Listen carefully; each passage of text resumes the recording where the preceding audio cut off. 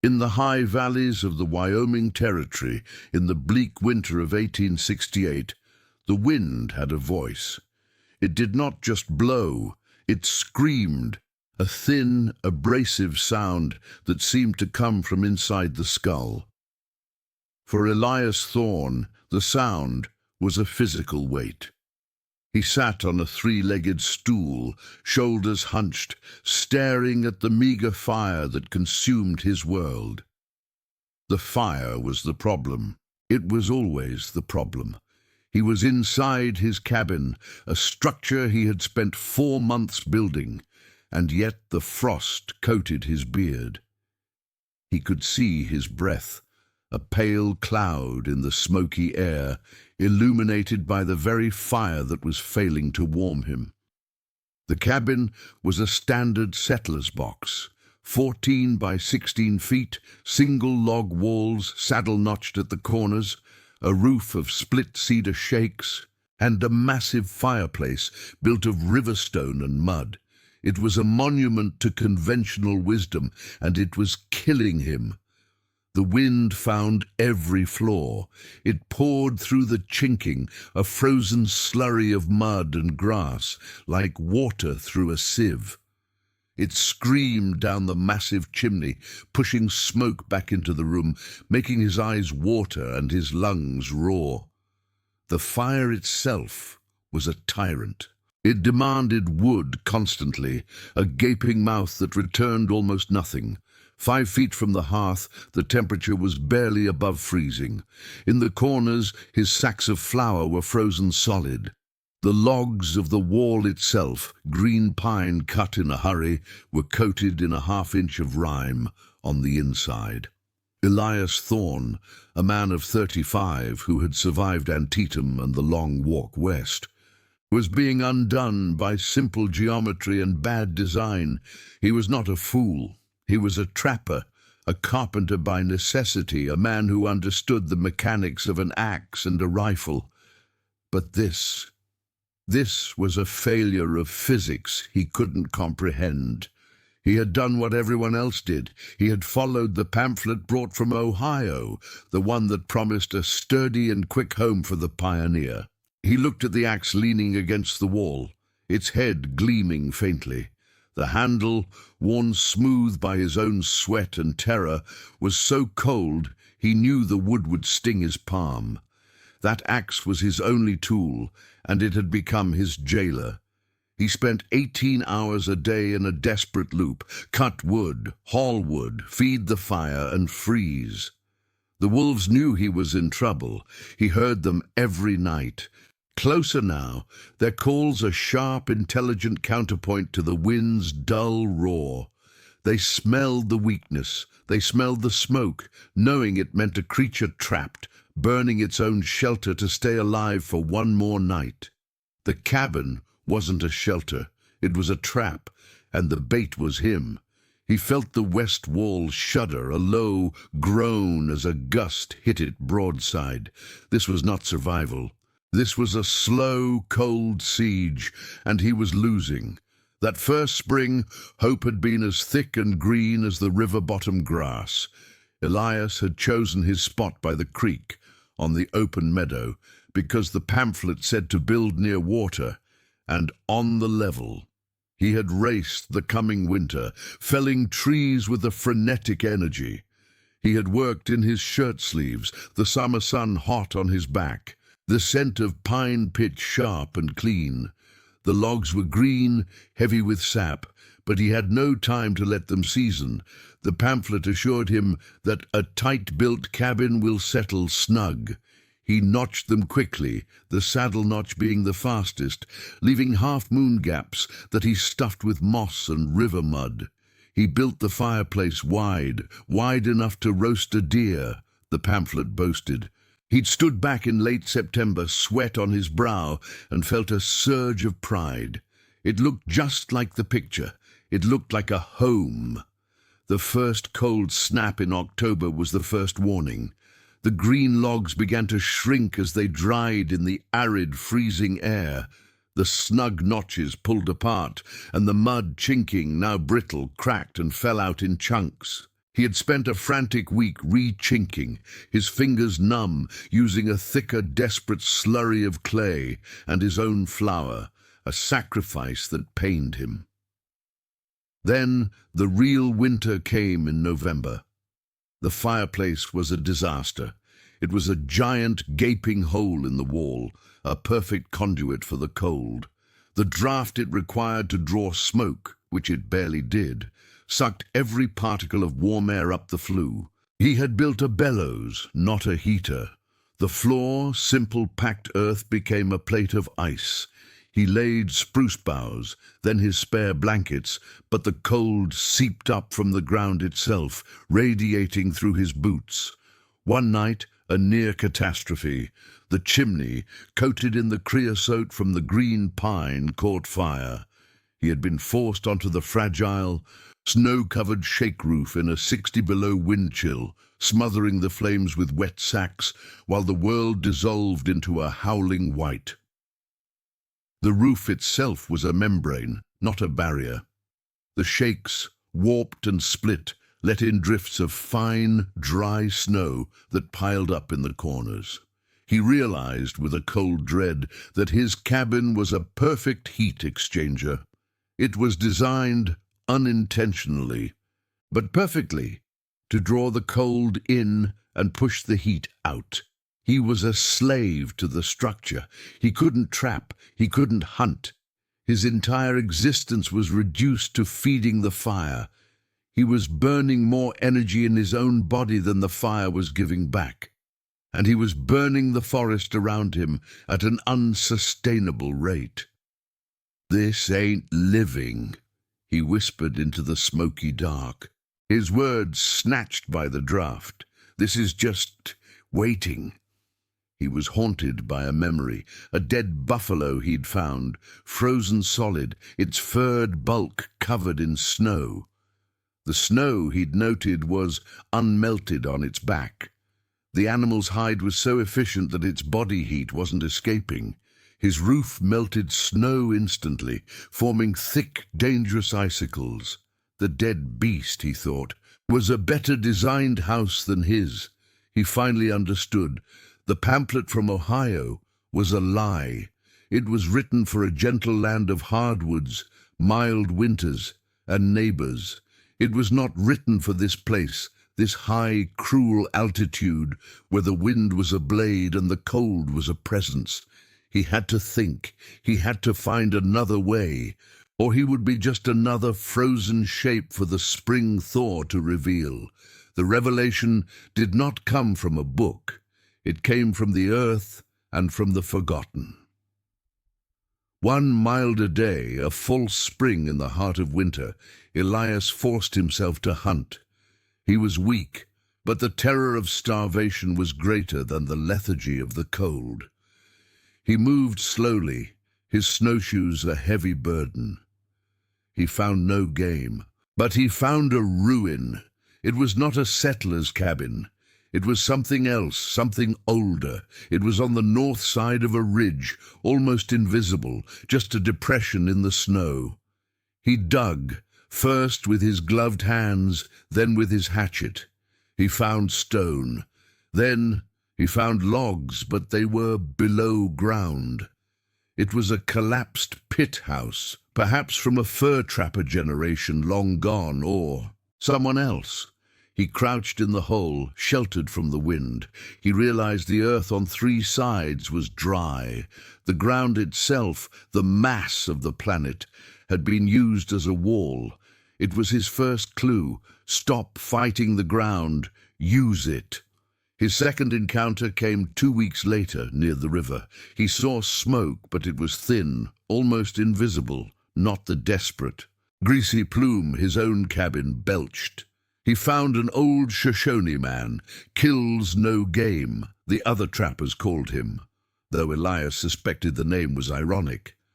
The man was in a temporary winter lodge, a wickiup of willow and skins, banked with a massive conical pile of snow. Elias, humbled and desperate, offered tobacco. He used the few words of sign he knew. "Cold," he signed.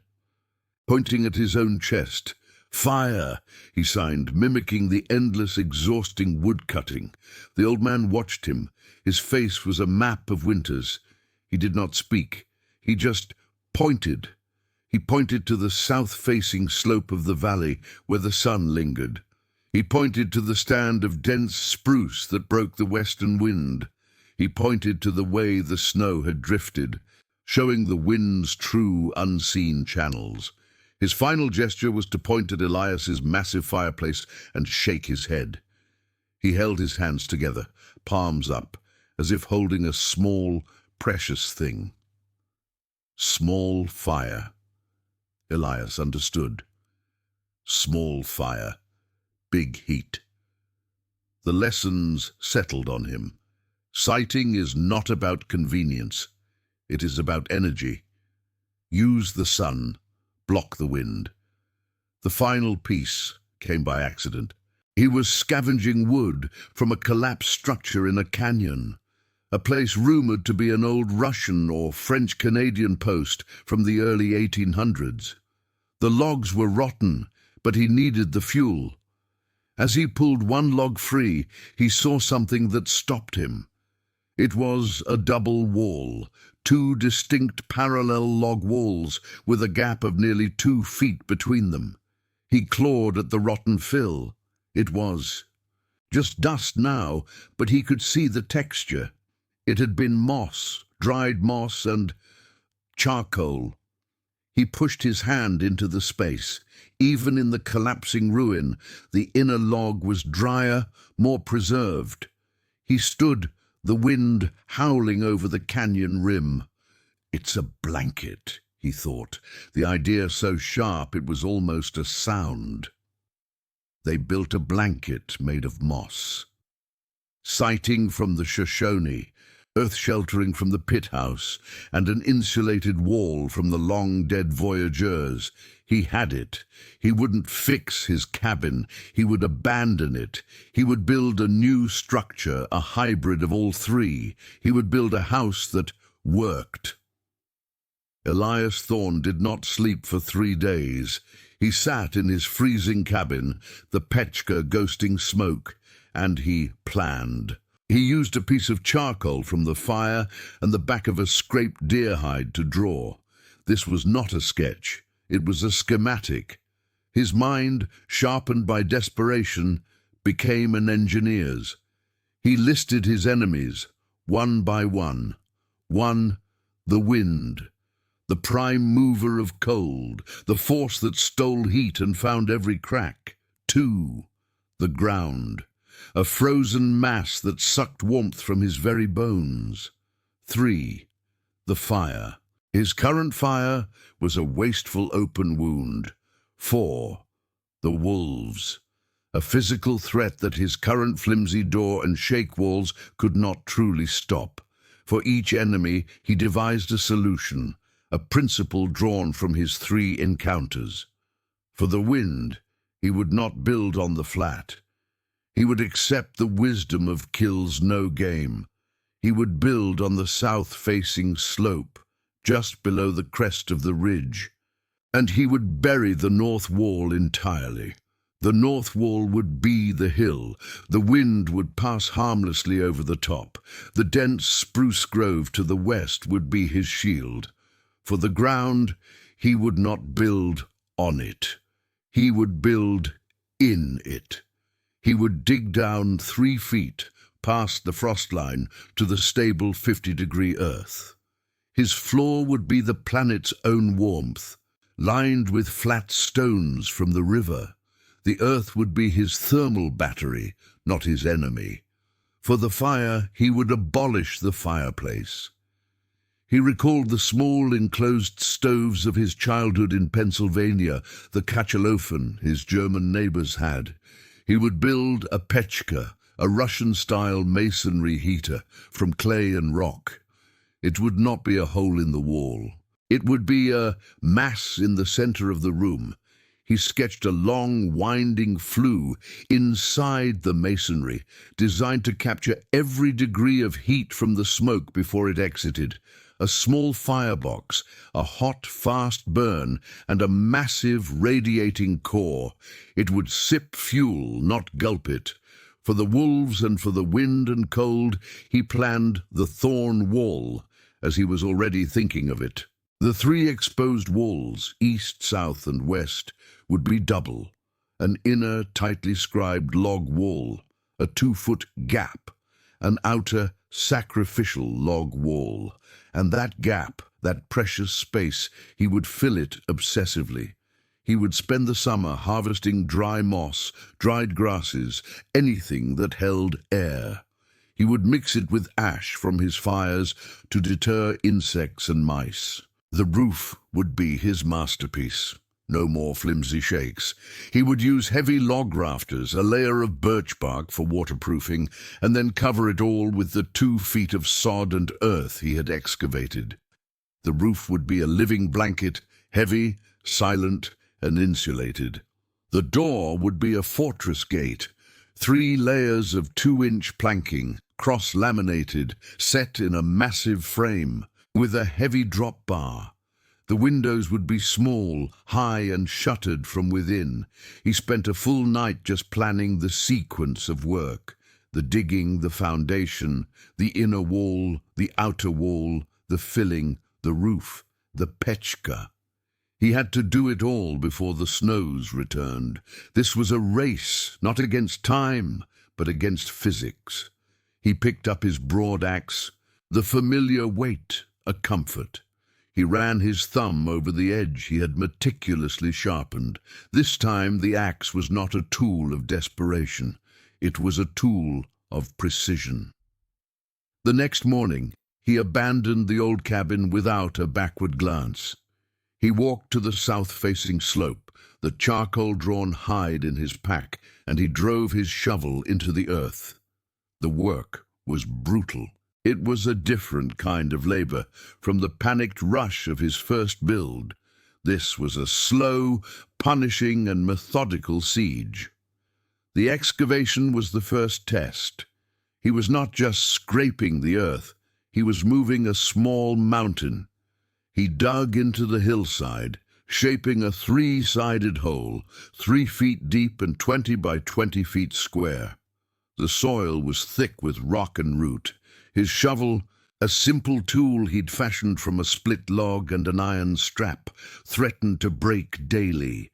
He worked from sun-up to sundown, his back a column of fire. But as he dug, he felt the air change. Below the frost line, the earth was cool, damp, and still. It had a neutral smell, a stable temperature that was already warmer than the air in his old cabin. He lined the floor with tons of flat, heavy stones, hauled one by one from the creek. He fitted them like a puzzle, pounding them into the subsoil until he had a solid, stable surface. Then came the logs. He had learned his lesson. No green pine. He spent 3 weeks ranging far, felling only dead-standing lodgepole pine. The wood was seasoned on the stump, dry and stable. It was harder to cut, but it would not shrink. It would not betray him. He began the walls. The back wall was the earth itself, lined with a stone retaining wall to keep the soil back. Then the 3 exposed sides. He built the inner wall first, scribing each log to fit the one below it. He was meticulous. He was building a piece of furniture, a tight, seamless barrier. This wall alone was better than his entire old cabin. Then he built the outer wall 2 feet away, leaving the gap that was the heart of his design. This was double the work, double the logging, double the notching. Neighbors from a lower valley passing through stopped and stared. "Why you building 2 cabins, Thorn?" one had asked, laughing. Elias just nodded, his arms burning. "For the wind," he'd said. The gap was his sanctuary.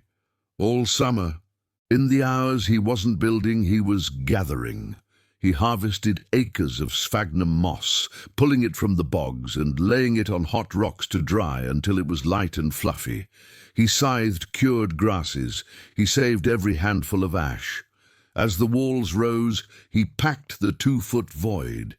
He tamped it down with a pole obsessively, creating a dense, insulating mattress of dry, airy material. The pechka was an act of faith. He used clay from the creek, mixed with sand and dried grass for binder. He built the firebox small and deep. The flue was his genius. It snaked back and forth inside. The 5-foot square masonry block 3 times before it exited through a small hole in the roof. His first attempt failed. It smoked him out. He tore it down, his hands raw, and rebuilt the flue channels wider. The roof was the final crushing task. He laid massive 12-inch rafters, covered them with a waterproof skin of overlapping birch bark, and then, with a ramp and a wheelbarrow, he hauled tons of the excavated earth and sod up onto the structure. He covered the rafters with 2 full feet of soil. He planted the living sod back on top. By October, it was finished. It was not a cabin. It was a mound. It was low, squat, and half-buried. The sod roof was already knitting itself together. It looked ancient, primal, and, to the settlers who saw it, profoundly wrong. Elias stood back, exhausted, gaunt, but proud. He stepped inside. The air was cool, still, and smelled of dry moss and clay. He built a small fire in the pechka. The clay mass began to warm. He barred the heavy laminated door with a thud that vibrated in his chest, and he waited for winter. Winter did not arrive. It attacked. In the 3rd week of November, the sky turned a bruised, sulphurous yellow, and the temperature dropped 40 degrees in an hour. Then the wind came, a solid wall of force from the north. The snow began, not as flakes, but as a horizontal blinding stream. For anyone in a standard cabin, this was the beginning of the terror. For Elias Thorne, it was the validation. The first thing he noticed was the silence.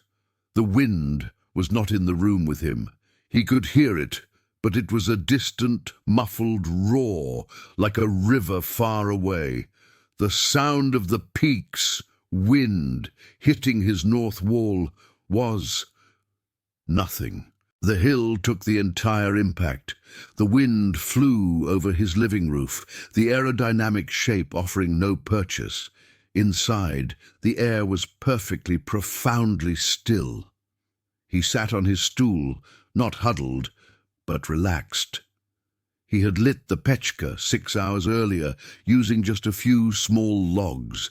The fire was long out, but the massive clay and rock structure was now a block of contained sunshine.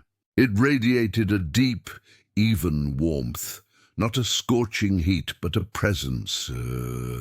He placed his hand on the stone floor. It was not warm, but it was not frozen. It was neutral. The earth beneath him was a vast, stable reservoir. After 3 days, the storm reached its peak.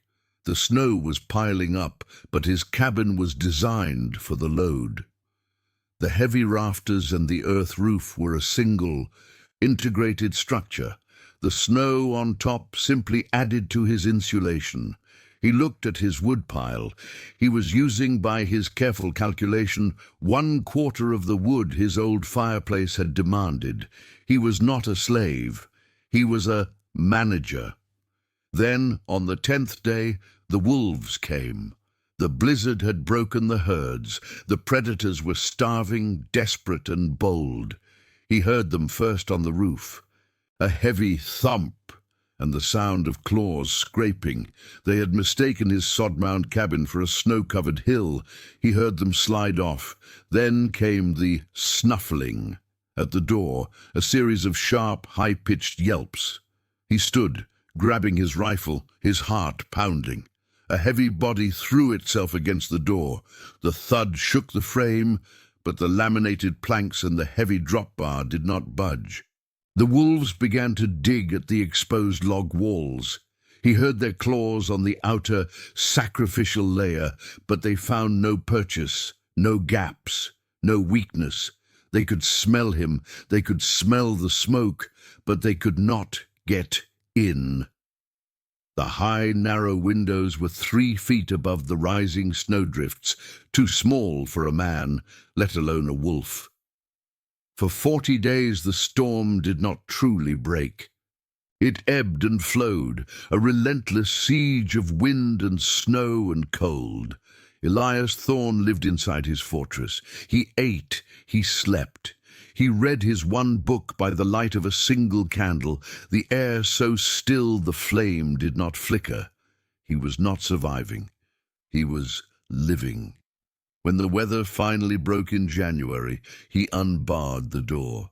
It took him an hour to dig his way out through the drift that covered the entrance.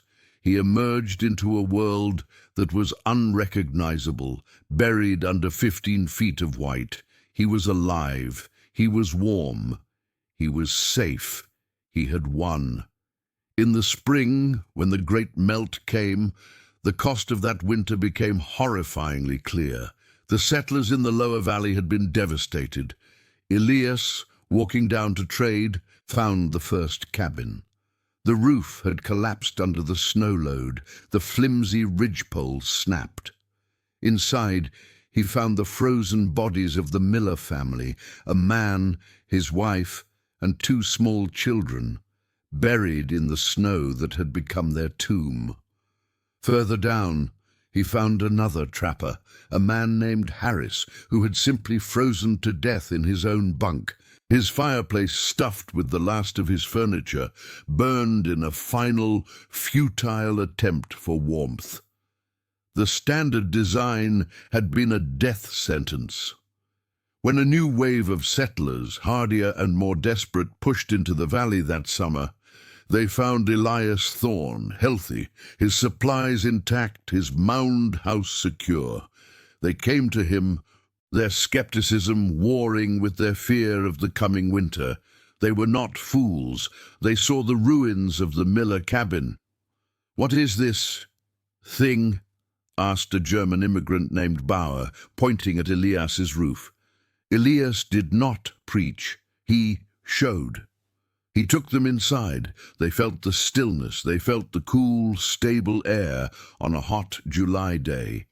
He pointed to the packed earth floor. "The earth," and he said, "is your friend. Stop fighting it." He scraped away a small section of sod on the roof to show them the birch bark and the heavy rafters. "Weight is strength. Snow is insulation. Let it be your blanket." He showed them the pechka.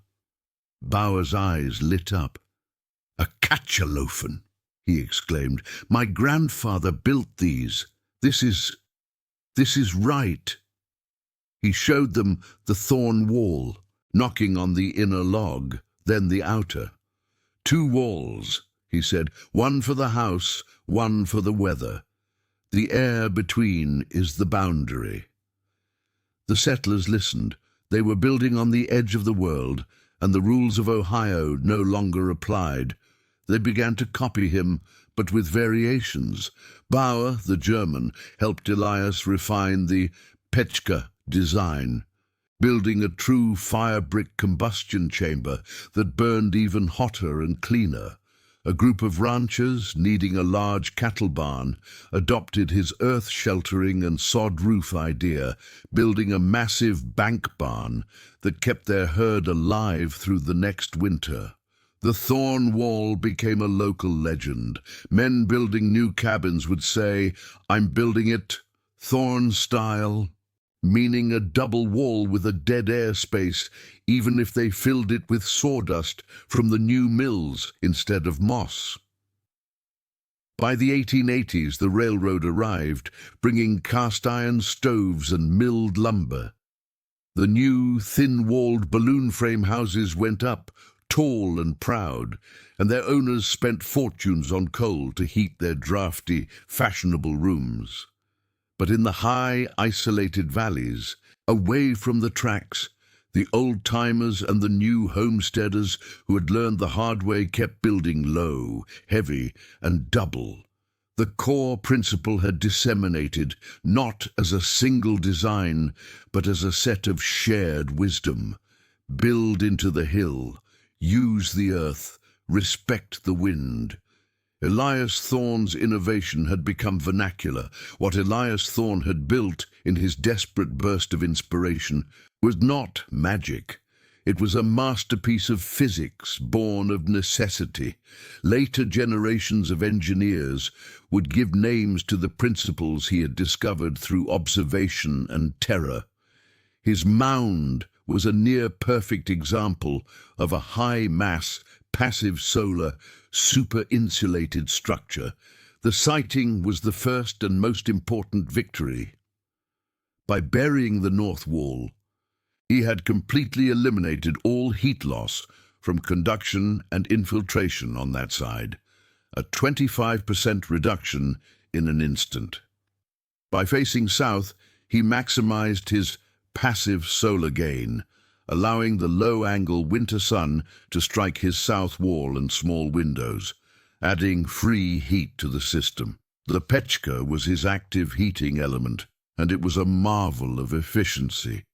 Unlike a fireplace, which sends 90% of its heat straight up the chimney, the Pechka's long, winding masonry flue created a heat exchanger. The hot gases were forced to travel through tons of clay and rock, transferring their thermal energy to the massy of the stove before exiting. The stove then radiated this heat slowly for hours, creating a stable, even temperature instead of the scorching and freezing cycle of an open fire. It was the difference between a bonfire and a battery. The Thorne wall was a brilliant pre-modern version of R-value insulation. A single 12-inch log wall has an R-value of about 14. But Elias's system, an inner wall, 2 feet of packed dry moss and grass, and an outer wall, was a super-insulated assembly. The dry moss, filled with millions of tiny air pockets, stopped conduction. Its R-value was likely closer to 50 or 60, a number unheard of at the time, and one that would meet modern building codes in the coldest climates. The sod roof and stone floor were his thermal mass. This was the great stabilizer. The stone and earth acted like a thermal sponge. They soaked up the excess heat from the Pechka and the sun, holding it and then slowly releasing it back into the cabin during the night. This thermal flywheel is what kept the cabin from freezing. It damped the wild swings of the outside world. His structure had defied the wolves, not just with strength, but with design. The heavy, low-profile roof, the solid walls, the high windows, it was a system of resilience. Thorne had, without knowing the terms, built one of North America's first high-performance resilient homes. He had intuitively understood what modern science would later prove, that a building is not just a box, but a system for managing energy. Elias Thorne lived in his earthbound cabin for another 30 years. He watched the valley fill. He saw the town of Thorne Creek grow up, named for the valley, not for him.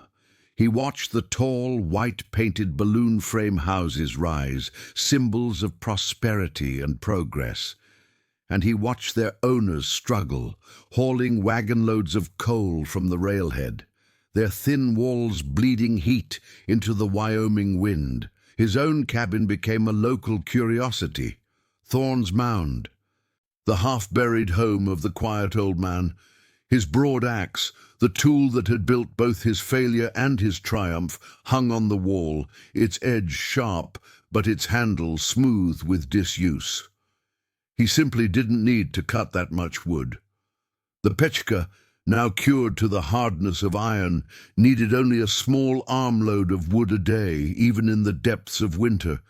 He would sit by its deep, radiant warmth, listening to the muffled sound of the wind he had finally tamed, and reflect. He had learned that the standard way of doing things was often just the fastest way, or the way that worked somewhere else. It was rarely the right way. The right way, the ancient design he had pieced together, was ancient precisely because it had been proven by time. It was a covenant with the place. It respected the ground, the sun, and the wind. The structure outlived him by half a century, a silent, grassy mound that baffled historians until a local builder, restoring it, found the double walls. The lesson Elias Thorne left in the earth was not, in the end, about building. It was about listening. He learned that nature is not an enemy to be conquered with brute force, but a set of powerful conditions to be understood and, with wisdom, to be borrowed. The cold and the wind are not the problem. They are constants. The design is the variable. Survival, he had realized, is not about the strength of your back. It is about the quality of your thought. He had stopped shouting at the storm and instead learned to build a shelter that let the storm pass by. Unaware he was even there,